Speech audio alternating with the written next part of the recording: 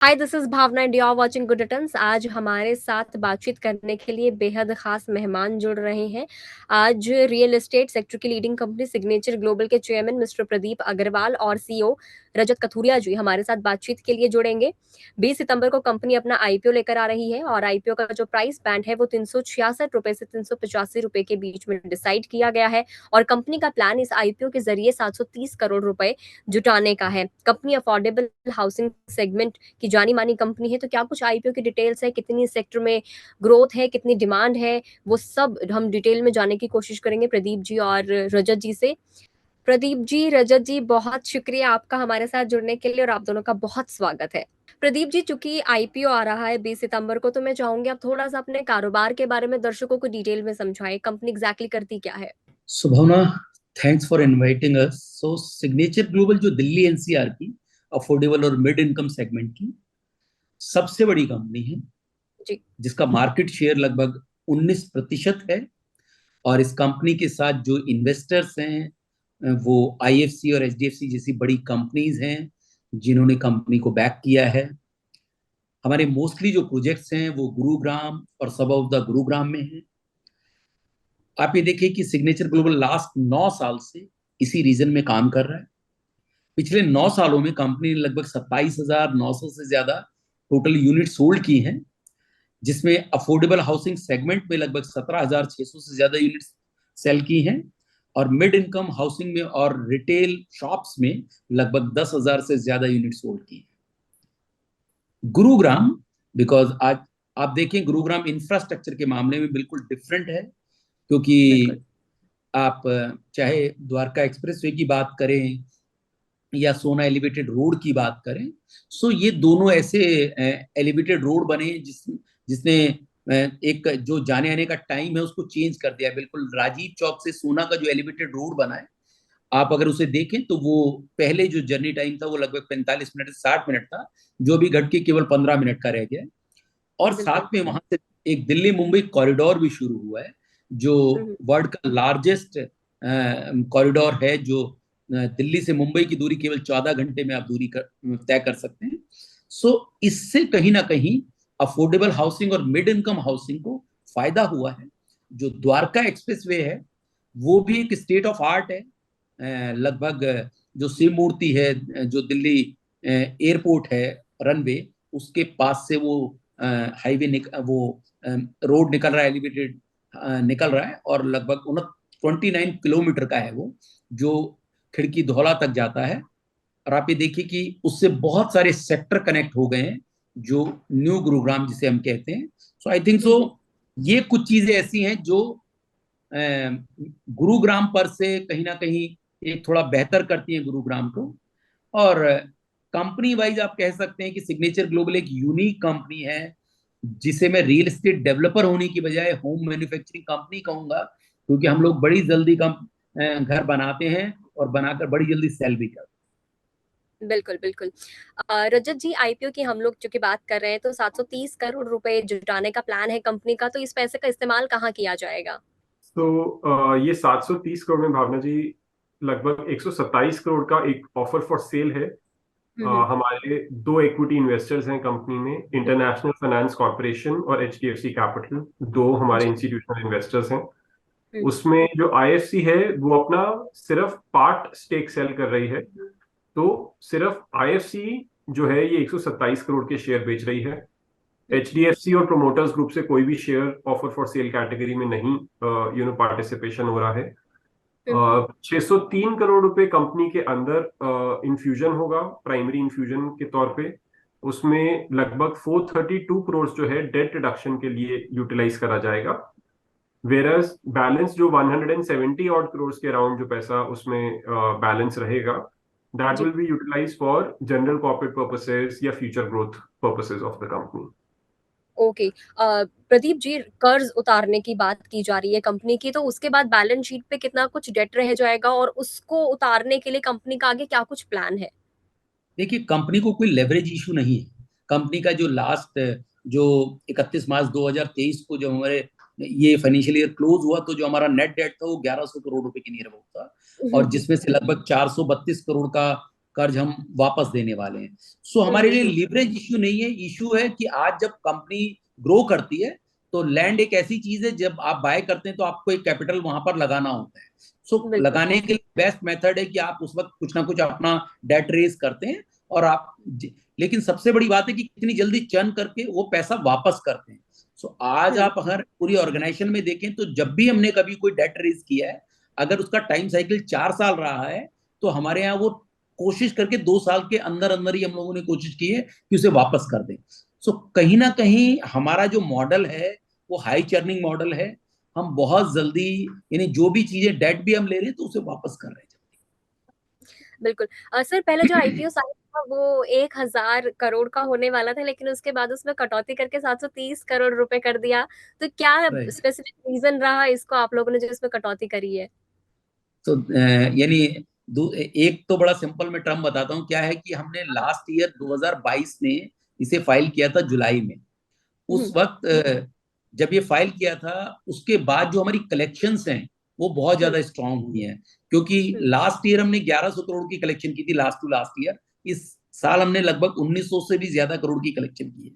तो हमें लगा कि हम जितने इक्विटी शेयर अपने बचा सकते हैं उतने कम से कम शेयर बेचे जाएं। सो इन्वेस्टर पॉइंट ऑफ व्यू से ये ज्यादा बेस्ट है कि ज्यादा शेयर बाजार में हो, उसकी बजाय कंपनी कम बेचना चाहती है।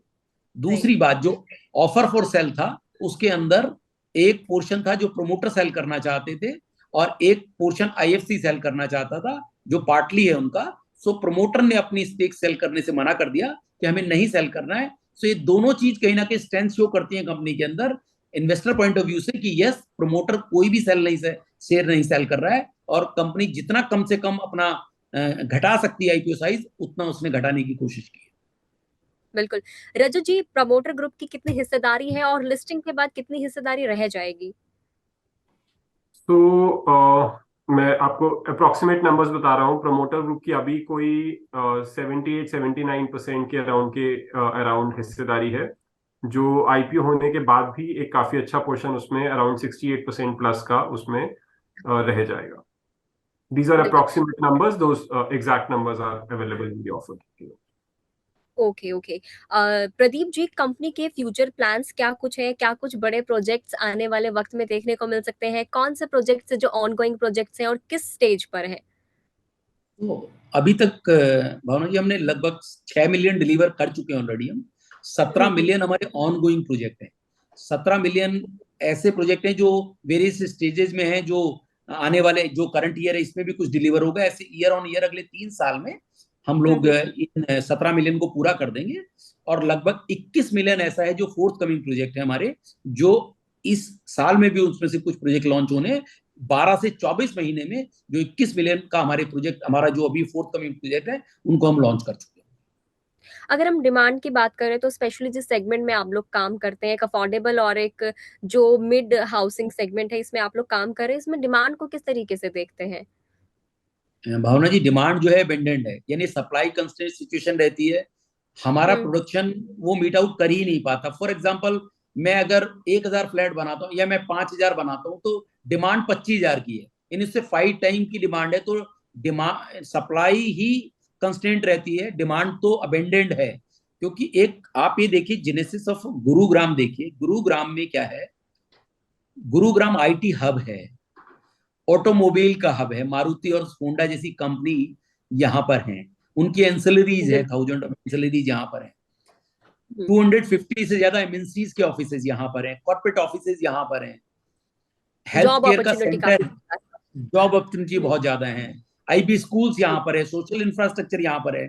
तो किसी भी एक आइडियल सिटी की तरह ये जगह है। तो जॉब अपॉर्चुनिटी ज्यादा होने की वजह से घरों की डिमांड हमेशा बनी रहती है। और एक नया ट्रेंड पिछले कोविड के बाद हमें देखने को मिला है कि दिल्ली के अंदर क्योंकि प्रॉपर्टी के प्राइसेस बहुत ज्यादा बढ़ गए हैं, तो ऐसे में गुरुग्राम उनके लिए एक आइडियल सिटी रह जाता है, क्योंकि इतने सारा सोशल इंफ्रास्ट्रक्चर भी है और प्राइस भी कहीं ना कहीं कंपैरेटिवली काफी कम है। तो काफी लोगों ने दिल्ली से माइग्रेट किया है गुरुग्राम की तरफ, क्योंकि जॉब भी है और साथ में रहने के लिए अच्छे घर भी है। रजत जी, क्या कोविड के बाद कुछ इम्पैक्ट पड़ा था इस पर्टिकुलर सेगमेंट में? हम डिमांड वाइज देख ले कि राइज हुआ है या डाउन हुआ है, कुछ इम्पैक्ट पड़ा कोविड के बाद? कोविड के बाद कई चेंजेस आए हैं भावना जी। एक थोड़ी सी बड़े घरों की डिमांड इंक्रीज हुई है। हर किसी को ये बात का एहसास हुआ कि एक वर्क फ्रॉम होम कल्चर जो इनकलकेट हुआ ड्यूरिंग द पेंडेमिक पीरियड, तो लोगों हम्म को थोड़ा से बड़े घरों की डिमांड लोगों की ज्यादा आई। काफी हमारे कस्टमर्स की तरफ से हमें ये आया कि आप थोड़े बड़े घर बनाएं। ये भी हम्म कहीं ना कहीं एक फैक्टर है जिसकी वजह से आप देखें, अगर हम अफोर्डेबल बहुत ज्यादा करते थे शुरू से, जब हमने कंपनी स्टार्ट करी 2014 में, शुरू के 5 साल में लगभग आप देखेंगे हम प्राइमरीली अफोर्डेबल हाउसिंग कर रहे थे। स्टार्टिंग प्राइस क्या रहता है अफोर्डेबल का? अफोर्डेबल का जी starting price as of today 5,000 rupees per square foot on carpet area है, जो ओके। इनिशियल ईयर्स में 4,000 ही था। और अच्छा। उसमें गवर्नमेंट रेगुलेटेड प्राइस रहता था, गवर्नमेंट की कैपिंग रहती थी प्राइस की। जब हम मिड इनकम हाउसिंग की बात करते हैं तो इसमें कोई गवर्नमेंट की ऐसे कैपिंग नहीं होती है। बट 2019 या 2020 के अराउंड हमने देखा काफी लोगों की डिमांड थी बड़े घरों की, तो इसीलिए हमने अपने कस्टमर्स की डिमांड मीट करने के लिए मिड इनकम हाउसिंग की तरफ ज्यादा ध्यान देना शुरू करा। एज ऑफ टुडे हमारा higher proportion of the business is towards mid income. जो हम 17 ओके। मिलियन के हमने ऑन गोइंग प्रोजेक्ट्स हैं, उसमें ऑलमोस्ट 11 मिलियन जो है वो मिड इनकम है, अफोर्डेबल 6 मिलियन है। और जो 21 मिलियन स्क्वायर फुट का फोर्थ कमिंग इन्वेंट्री है, उसमें भी एक मेजॉरिटी पोर्शन आप बोल लीजिए वो मिड इनकम हाउसिंग ही है। भावना जी, जो आप देखिए अफोर्डेबल डिमांड। हाउसिंग का या भावना जी, जो अफोर्डेबल हाउसिंग का प्राइस पूछ रहे हैं आप, उस यूनिट का प्राइस 30 लाख रुपए से नीचे है।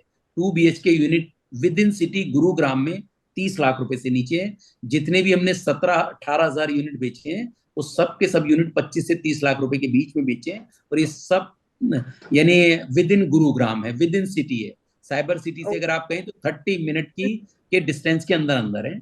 और मिड इनकम हाउसिंग है वो थोड़ा सा कॉस्टली है।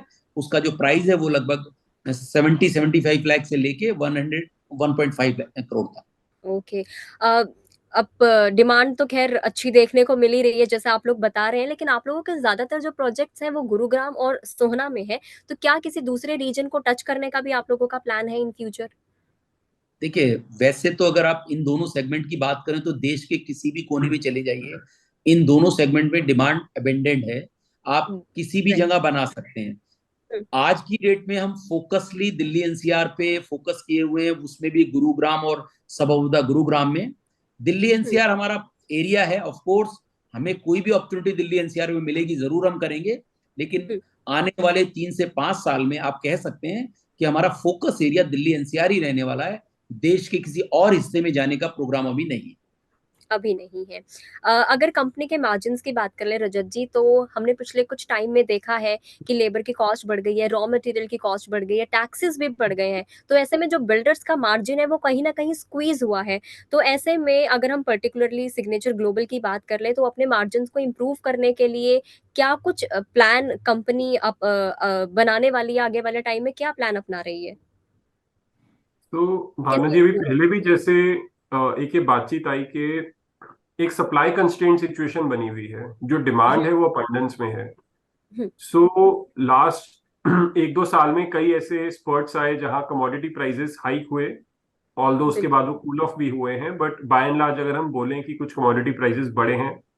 लैंड के प्राइसेस डेफिनेटली इंक्रीज हुए हैं। बिटवीन 20 या 21 में जो लैंड के प्राइसेस होते थे तब में और अब में, उसमें एक अच्छा खासा इंक्रीमेंट हुआ है लैंड प्राइसेस में।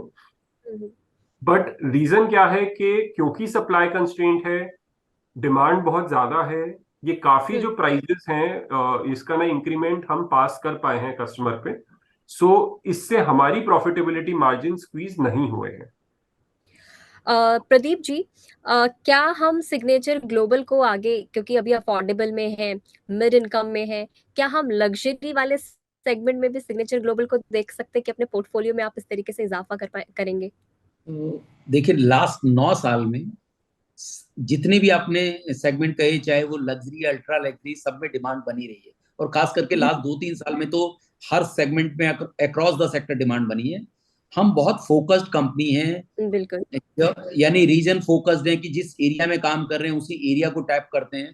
प्रोडक्ट फोकस्ड कंपनी है कि आज हम अफोर्डेबल और मिड इनकम में काम कर रहे हैं तो इसी में काम कर रहे हैं। आप ये मान के चलिए अगले से 3 से 5 साल के अंदर मिड इनकम ही हमारा फोकस एरिया रहने वाला है। अभी अल्ट्रा लग्जरी सेगमेंट के अंदर जाने का कोई इरादा नहीं। यानी कि पोर्टफोलियो में अभी के लिए 3 से 5 साल में कोई बदलाव देखने को अभी नहीं मिलेगा। अगर हम फाइनेंशियल ईयर 23 की बात करें तो उसमें एबिलिटा टर्न्स पॉजिटिव, सेल्स बुकिंग में भी इंप्रूवमेंट देखने को मिली है सिग्नेचर ग्लोबल की, लेकिन प्रॉफिट आफ्टर टैक्स वो अभी भी थोड़ा-सा लॉस मेकिंग पर हैं आप लोग। इसको लेकर क्या कुछ प्लान है एंड फाइनेंशियल ईयर 2024 से आप लोगों की क्या उम्मीद है? तो भावना जी, एक्चुअली क्या है, अकाउंटिंग जो होती है वो एक completed contract method of basis पे अकाउंटिंग हो रही है, जिसकी बेसिस पे रेवेन्यू और प्रॉफिटेबिलिटी दिखाई जा रही है। हुँ, ये अकाउंटिंग स्टैंडर्ड ये कहता है कि जब आप प्रोजेक्ट कंप्लीट कर लें, यूनिट को हैंड ओवर कर लें और अपने कस्टमर से एक मेजॉरिटी पैसा आप कलेक्ट कर लें, तभी आप उस पर्टिकुलर यूनिट का आप रेवेन्यू रिकॉग्नाइज करें। अब क्योंकि हम एक यंग कंपनी है और फास्ट ग्रोइंग कंपनी है, हमारी काफी बड़ी पोर्शन ऑफ सेल्स है या प्रोजेक्ट्स अंडर डेवलपमेंट है, उनका भी रेवेन्यू रिकॉग्निशन स्टेज अचीव नहीं हो पाया है। अगर आप ओवरऑल पोर्टफोलियो की भी बात करें, हमने 6 मिलियन स्क्वायर फुट डिलीवर करा है, जिसमें मेजॉरिटी अफोर्डेबल था। हुँ, एक 17 मिलियन स्क्वायर फुट का जो हमारा ऑनगोइंग पोर्टफोलियो है, उसका भी कुछ भी प्रॉफिट हमारा रिकॉग्नाइज नहीं हो पाया है। उसका मेजॉरिटी जो प्रॉफिट है वो मिड इनकम सेगमेंट उसमें मेजरली है, जिसमें एक अच्छा खासा मार्जिन है। जैसे ये 17 मिलियन स्क्वायर फुट हमारा प्रॉफिट के रिकग्निशन के पास जाएगा, आपको इस नंबर्स में काफी इंप्रूवमेंट नजर आएगी। आप खाली FY23 के भी नंबर्स देखेंगे तो हमारा जितना प्रॉफिट हुँ, प्रोजेक्ट कंप्लीट हुए, हमने उसमें एक अच्छा प्रोजेक्ट लेवल प्रॉफिटेबिलिटी डिस्प्ले करा है।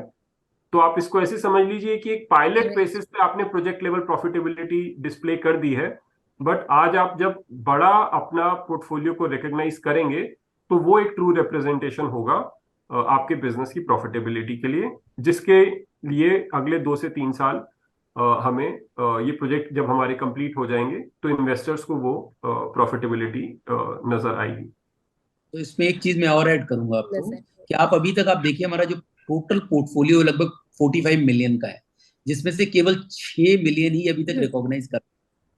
तो आप ये मान के चलिए कि ये प्रेजेंटेशन राइट है नहीं, क्योंकि 6 मिलियन के ऊपर ही वो बैलेंस शीट ड्राइव हो रही है। मुझे लगता है कि आने वाला जो वक्त है अब इसका, क्योंकि ओके, 17 मिलियन अगर हम अगले 2 से 3 साल में डिलीवर कर रहे होंगे, तो ऑफकोर्स जो बैलेंस शीट है वो ऑफकोर्स उसके ऊपर शो हो रहा होगा। इम्प्रूव हो जाएगी वो। जो ये आईपीओ अपकमिंग आईपीओ है आप लोगों का, इसको लेकर प्रदीप जी क्या कुछ उम्मीदें हैं?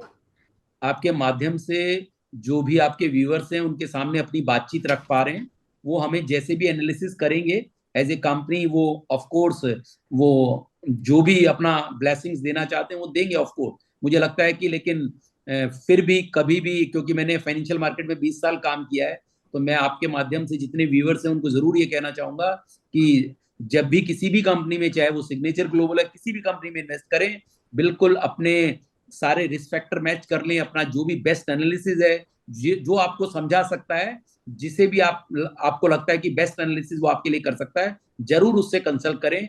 ना किसी के कहने पर करें, ना ही किसी और वे में, यानी रूमर्स के ऊपर ना जाएं। बिल्कुल पहले अपने कंपनी को अंडरस्टैंड करें, कंपनी के बारे में अंडरस्टैंड करें, कंपनी के प्रोजेक्ट कैसे डिलीवर हुए उसके बारे में अंडरस्टैंड करें, तब कंपनी में जाएं। बिल्कुल, बिल्कुल। हमारी भी शुभकामनाएँ यही है कि बहुत अच्छा रिज़ल्ट हमें सामने देखने को मिलेगा, क्योंकि जो स घर होता है वो हर किसी का सपना होता है और उन सपनों को आप सिग्नेचर ग्लोबल के ज़रिए पूरा भी कर रहे हैं। Thank you Pradeep ji, Rajat ji for joining us. Thank you so thanks much. Bhavna, thanks for thank your you, time. Thanks thank a you. Lot. Investor से मेरी यही अपील है कि अगर आप रियल एस्टेट में अपने पोर्टफोलियो का आप ऐड करना चाहते हैं तो सिग्नेचर ग्लोबल का आईपीओ 20 सितंबर को आ रहा है, आपके लिए एक अच्छा मौका हो सकता है। लेकिन गुड रिटर्न्स आपको यही एडवाइस देगा कि आप जब भी किसी आईपीओ में इन्वेस्ट करने का प्लान बनाते हैं तो उससे पहले एक बार अपने फाइनेंशियल एडवाइजर से सलाह जरूर ले लें। जितने भी रिस्क हैं, जितने भी अपॉर्चुनिटीज हैं, वो सारी चीजें आप जरूर चेक कर लीजिए और उसके बाद ही आप इन्वेस्ट कीजिए। अगर आप इस वीडियो को फेसबुक पर देख रहे हैं तो फेसबुक पेज को लाइक करें, यूट्यूब पर अगर आप हमें देख रहे हैं तो गुड रिटर्न्स के यूट्यूब चैनल को सब्सक्राइब करना ना भूलें।